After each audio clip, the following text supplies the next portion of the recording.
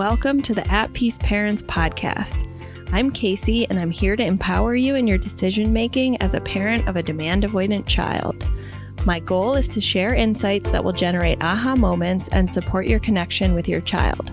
I'm a mom of two amazing little boys, one of whom is PDA, and I've worked with hundreds of parents just like you to teach them how to lead their child out of burnout and find the clarity, peace, and sense of community they need.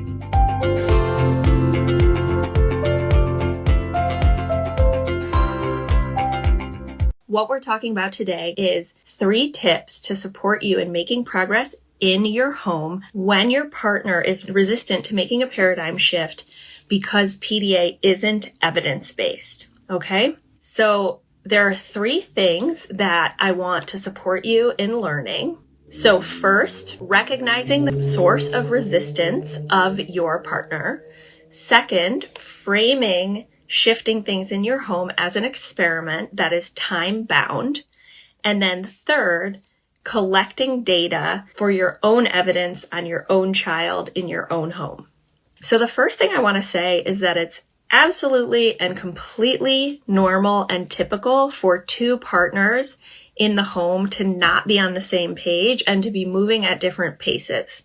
This is most often because one parent is usually the lead parent, meaning they are the one who does the bulk of the caregiving and has been doing the nervous system accommodations intuitively, and the other partner often doesn't see the degree to which their child is disabled by their nervous system.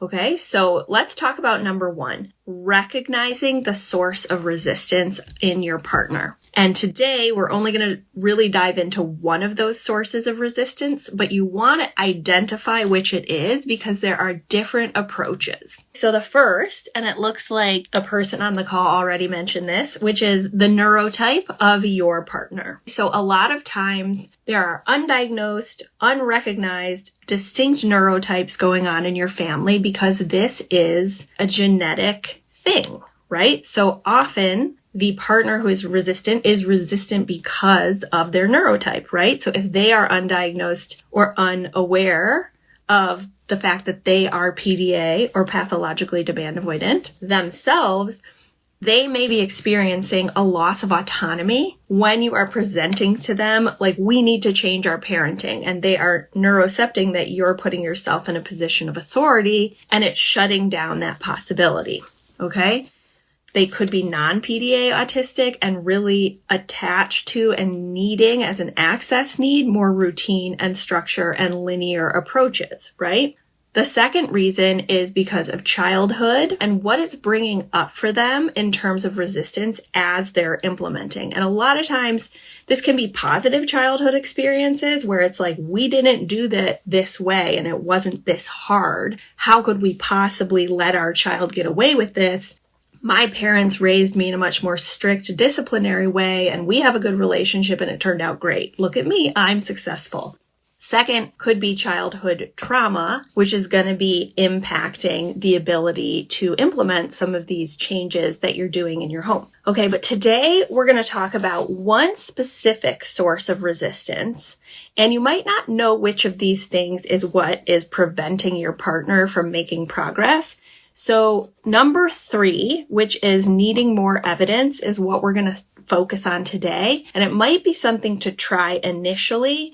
And if this doesn't work, then you can go to the other explanations of, like, maybe the source of my partner's resistance is their neurotype, in which case I need to give them more autonomy or reassurance with structure. Or it might be childhood, in which case that's a different conversation, right? But let's just talk about number 3, because this is a common source of resistance for parents, often dads who are more scientifically oriented. Maybe they're an engineer, maybe they're a scientist or a pediatrician themselves. And it's true that we just don't have a solid evidence base yet on pathological demand avoidance. What we have is a bunch of peer-reviewed articles in the UK that are debating the existence of PDA. So that's obviously not going to be convincing. So what we want to do is we want to start framing this scientifically as our own experiment in our homes with the ability to collect our own data. So the first part of it is an opportunity to just put boundaries around this, like saying, what if we simply did this different, lowering demands, providing more autonomy, shifting the energy for 2 weeks and see what shifts. And we're going to talk about the see what shifts in the collecting data. And I'm going to talk to you about how to do that. Okay, let's give an example. This was something that came up yesterday in our live paradigm shift program, the theme of lying. Right? So lying can happen as a nervous system response of our PDA children and teens. It might be in the moment when they're caught doing something and they deny it. Like, I didn't do that. I didn't knock over my brother's Legos. I'm not the one who spilled the juice, because they don't want to clean it up. And then when you ask them about it, they likely shut down or double down on the lie. This can also happen not in the moment where there's no reason for them to lie rationally. And, maybe they went to school all day and were internalizing their threat response and masking or hiding their threat response. And they come home to safety with you. And that is when the nervous system driven lying is coming out. Okay, so let's take 2 examples and how we can look at this from a neutral perspective as an experiment where you collect your own data. Okay, and this is a very difficult thing to do because lying is objectively, for the vast majority of us families and parents, not a value that we want to instill in our children. I think we can all agree on that. Okay, but let's say we have a child who is, they have trouble eating, like my son does, right? And when we ask them if they like what they're eating, we can observe that they don't like what they're eating, but they say, yeah, I like this, right? So it's like somewhat of an innocuous lie, but it's worrisome because we know that they're not telling the truth. Okay, so what are we going to want to do, or our partner going to want to do in those moments when it's not truthful? We want to correct them or say, I know you don't like it. It's okay to tell us the truth. Or, I can get you something else because I see that you don't like this food. We want to get them to tell us the truth, right? We want to teach them that skill. But what do we know about the logic of the PDA brain is that when we correct, when we sort of put ourselves in a position of authority and their survival brain neurocepts or subconsciously perceives that we're above them and deciding or pressuring them to do something, it is registering in the survival brain as danger or life threat, even if objectively to you as a parent, it's not, right? So knowing that the cost of correction of the child, of the lie, will actually put them further into their survival brain where they can't think rationally, learn, access empathy, or effectively communicate. And actually with the equalizing where the PDA nervous system tries to get back to a place of equal to or above another person, they may even double down on the lie and be more likely to lie in response. Okay, so this is the nature and the logic of the PDA brain and nervous system. It just is, right? And we can know that, and your partner can know that. Like, that is how the brain and nervous system works. However, when it gets to the moment of not correcting the lie, that's where most parents get stuck, especially the partner who is not the lead parent. Okay, so if we, as the lead parent, which I was for a long time with my PDA son, go to our partner and say, hey, don't correct them, right? They're going to think to themselves, but it's my job as a parent to instill values and make sure that they're a good person, right?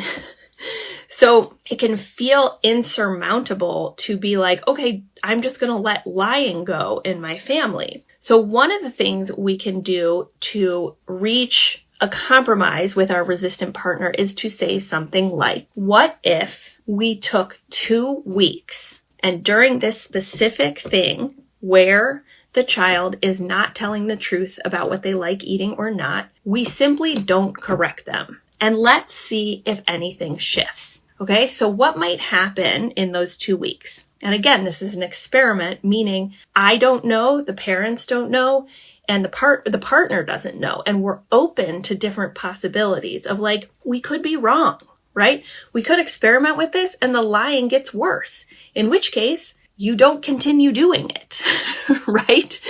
This is an experimental approach. So, but one of the things that often happens with kids, and this happens in my own home as well with lying, is instead of immediately correcting out of our own fear of like our child becoming a liar and a psychopath and not being independent, not being a good person, all the things, we can say, I'm going to take 2 weeks and just see what happens. And what often happens is the child will say, I don't like that. And you let it go. And maybe you even strew or leave out a food that you do know that they like. And it gets them back in their thinking brain, which is the part of the brain that they can actually think rationally. And they might say, oh, actually, I don't like this. I don't like this. Right? But it takes them that moment to get back in their thinking brain in order to communicate the accurate truth. Right?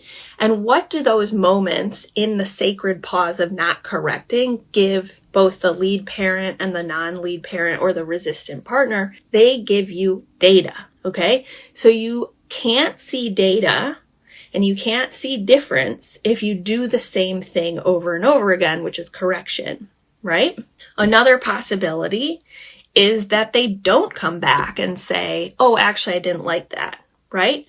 But you might start to notice other data or other indicators, which we're going to talk about on non-verbally communicated indicators of the nervous system, basic needs access, and connection.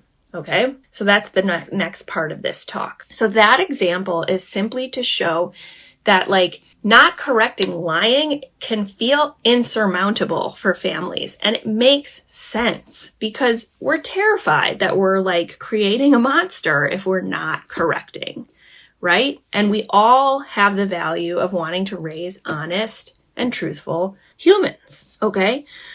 Another one, let's talk about another one. Eating at the table versus letting them eat where they want with an iPad. So many parents, myself included, have so much trouble with this. Why? Because we have a future fear. They're never going to learn to sit at the table.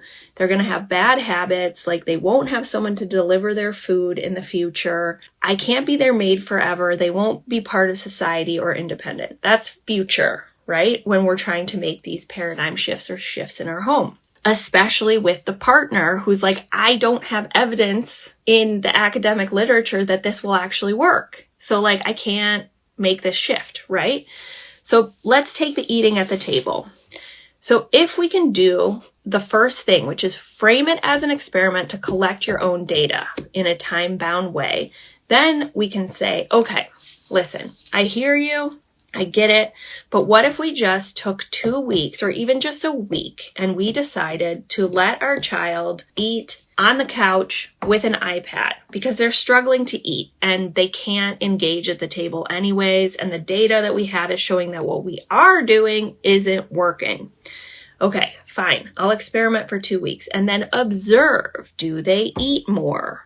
Are there less meltdowns, right? Is there better communication? And we're going to put some like more granularity around that data. The third example is with homework. Okay, so this is an example from my own life. Resistance to homework if they're in school, right? And this is a tricky one because a lot of times, even when we say to a PDA child, fine, you don't have to do homework. I spoke to the teachers. We can lower the demand. It's fine. They still want to do it because of the like societal pressure of their school when all the other kids doing it. So this for the past year, last school year in 3rd grade was an incredibly stressful thing because my son would get into cognitive loops.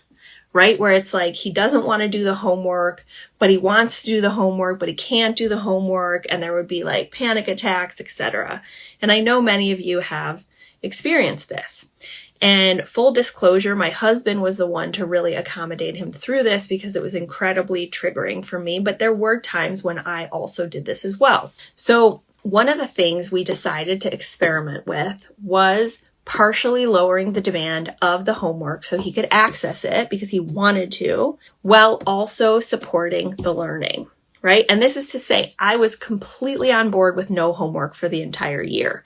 And the teachers were open to that as well. Like, he has a nervous system disability. He's already at school. He doesn't need to do homework. This was my perspective, but he wanted to. So what we experimented with for a period of time was like, okay, well, what if we wrote, like, we did it verbally and we wrote down what he said for him. So we're lowering the demand of the writing. What comes up as a future fear? They're never going to learn that they need to write for themselves. They're not going to advance academically, and therefore they're not going to advance in society, and therefore they'll never be independent. And I'm always going to be a maid to my kid, and on and on. Totally normal. Okay. So we experimented with lowering this demand to see, does it reduce the number and duration and intensity of panic attacks that we were having often in our home after school? And does it make it less or more likely that he is going to engage in his homework in any way, right?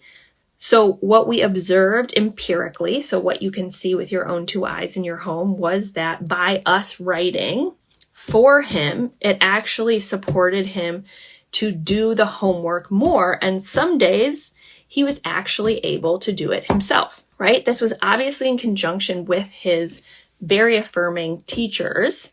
So this is difficult to do. I know that includes advocacy, but the experiment was time bound, coming at it neutrally and observing with data in our own home what happens, and then basing our decisions on that rather than fear.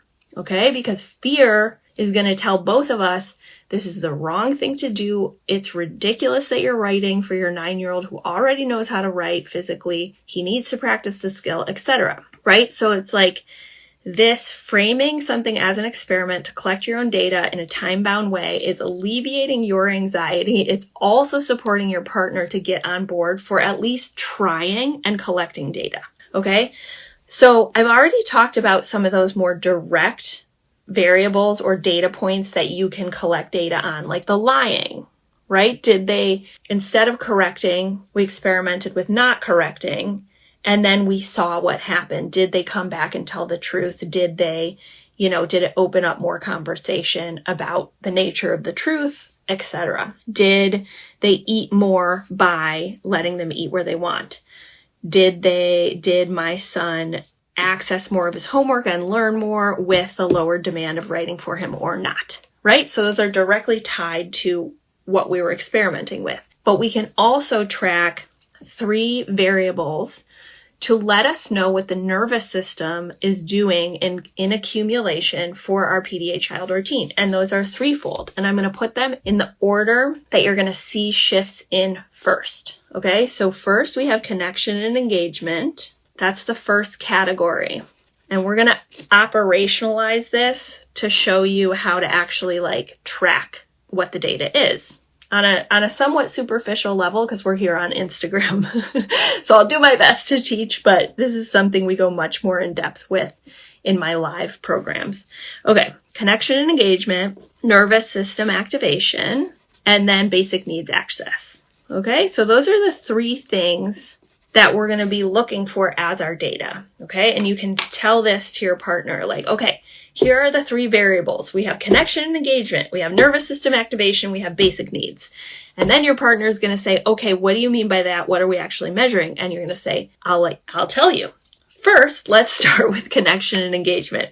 Okay, so what are some indicators that we can look for that let us know that the nervous system accumulation and stress is coming down in our child and allowing them to have a sense of felt safety with you, connection with you, and communication with you, and trust, which is, in my opinion and belief, the currency for all progress with our unique neurodivergent children. Trust and connection and felt safety. Okay, so what are some of the indicators, the things that we can see with our own 2 eyes in our home that let us know connection is improving, staying the same, or getting worse? Okay, so indicators of connection might be your child organically or spontaneously info dumping or monologuing at you, which if you're neurotypical or more neurotypically conditioned, doesn't feel like connection. You're like, they're just talking at me.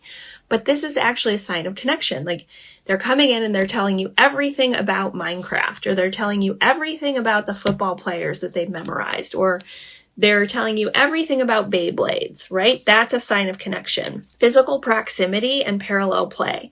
So what this might look like for a younger PDAer is that they want you to sit next to them while they're on their iPad, or, they want you to read your book on the floor while they're doing something nearby. For a teen, perhaps, who's been in burnout, what we might see is they're leaving their room for a few minutes and sitting in the room that you're in, not speaking, not engaging, but just being physically proximate, okay? So we want to understand how those are interacting with the baseline. So with the teen example, if they haven't done that in a month and you're doing a new experiment for 2 weeks, and within those 2 weeks, they come out and sit in the room with you, it's an indicator or a data point of connection, okay? So we have to start looking for the right data points.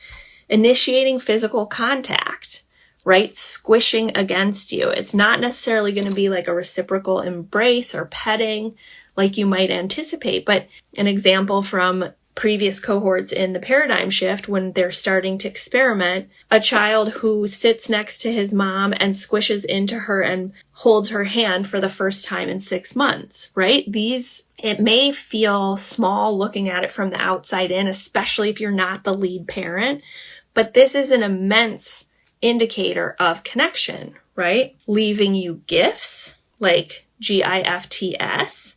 My son used to leave me little Skittles by my bed or M&Ms to rank my parenting each day. He would make me things in his ceramics class. I have one of them here. Actually, it's so funny because it's supposed to be a book. If it's an older PDA researching your interests, sending you an article or letting you know something they learned about something they know you like, right? Like yoga for me. Even my younger son does this because I like yoga and meditation, and it's not his interest, but he might tell me something about it.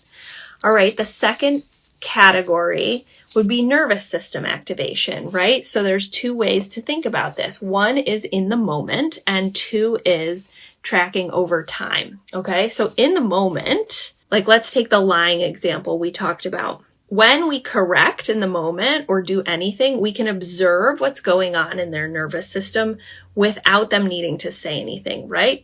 And your child's indicators will be specific to them, but you can start noticing, do they clench their fist? Do they clench their jaw? Do you see their pupils dilate and get wider to take in more light and information because they're going into tunnel vision? Do you hear a growl or a tonal shift away from the prosody, the sing-songy voice that they normally speak with? Do you see more tension in their body? Are they coming in on themselves? These are all indicators that you can agree upon and talk about as okay, these are the ways we know our child is having a nervous system response, even if they don't say it and they're not in a full-on fight or flight or in a shutdown. What are their hands doing? What's their jaw doing? What's their mouth doing? What's the tone of their voice? What's their body doing? Are their shoulders coming up, right? Are they retreating in on themselves, turtle shelling? And then the other thing we can track is the proportion of the day, usually after school, or if they're unschooled, during the day, that they're equalizing, which is the controlling, manipulative, aggressive behavior towards self or towards others, to get back to a place of nervous system safety and potentially perceive that they're above another to get back to that safety. So maybe before the experiment, it's 75% of the day after school, they're equalizing against their younger sibling. It's very distressing. We start the experiment for 2 weeks of shifting things, and maybe it goes down to 60% and 40% regulated.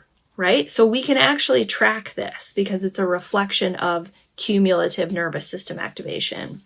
We can track meltdowns. We can track the duration intensity and frequency. So frequency would be, is it every day and now going down to every other day? Maybe it continues to go every day, but the duration of the meltdown is different. So it used to be an hour every day. Now it's 30 minutes. It might be a change in the intensity of the meltdown. It might be, it's an hour every day, but before the experiment, they were attacking you and throwing things at you and trying to hit and bite you. But now, and I know this feels not as exciting as if you were a neurotypical child and they're not melting down at all, but instead of attacking you, they're throwing things and screaming, but away from you. Okay. So these are the indicators of progress that we want to look for as part of the experiment that's time bound. Finally, we can look at basic needs access. So what do I mean by that? I mean toileting, eating, sleeping, hygiene, and or safety. So you'll have to identify which of these things is impacted most by the cumulative nervous system of your PDA child or teen. So what can that look like? Let's talk about toileting for a younger and then an older PDAer. So for a younger PDAer, like a young PDAer, maybe they are, they won't pee in the bathroom. They won't even go in the bathroom and they just pee all over the house, right? No matter how much you tell them, you make them clean up, you do the behavioral things, and it's just not getting better, right? And maybe all the therapists have been like, you have to do a behavioral approach. You have to extinguish this behavior, have to train it out of them. They're lacking the skill. It hasn't worked. So here's the invitation to your partner. Let's experiment with a different logic, right? What if when that happens, we don't say anything, we clean it up, and maybe even focus on signals of nervous system safety. Like we sit on the floor and be like, oh my goodness, I see that you had an accident. Are you doing okay? Right? And I personally approach this as a scientist of what if we don't know which is best? The therapist might be right. They might need more exposure or a behavioral approach. Maybe that's right for them. But what if we tried something else and just see what happens? So for 2 weeks, maybe we can do this experiment. And then in terms of data, maybe what we see is they're still not peeing in the toilet, but they're actually going in the bathroom and peeing around the toilet and sometimes in the bathtub. That's progress. Right? It can feel like it's not progress, but that is an improvement. And it takes time to unlearn and undo a lot of this nervous system stress, right? For an older PDAer, maybe you're a PDAer, you can track for yourself. Maybe you have constipation or UTIs because you go into more of a dorsal or shutdown state when your nervous system stress is high. And so maybe you have a period of time where you can't void, right? And you can track that of oh, this is an indicator of what's going on in my nervous system. My metabolism is actually slowing down because I'm going into shutdown where my heart rate slows and my breathing slows and I'm my body's playing dead because I'm perceiving life threat. And of course it's going to impact your digestion, right? That's how it works physiologically. So we track the indicators. With hygiene, this could be your child or teen hasn't taken a bath for 6 months, right? And, I know that might seem extreme to some of you. To others, it's going to be yeah, that's my teen. I just can't admit it because everyone judges me. And it's fine. It's normal. It's often the case in burnout. And so what we want to be doing is experimenting. What if I just energetically for 2 weeks with partner, we let this go and we don't focus on it. Let's just rest our nervous systems and see what shifts for the next 2 weeks. And you might see not your child or teen jumping in the bath or shower, but you might see them coming out and be I think I want to take a bath next week, right? That's a data point. And they might not be able to do it the next week, but it is enough that we're seeing some progress and movement towards that. And that's why we collect data.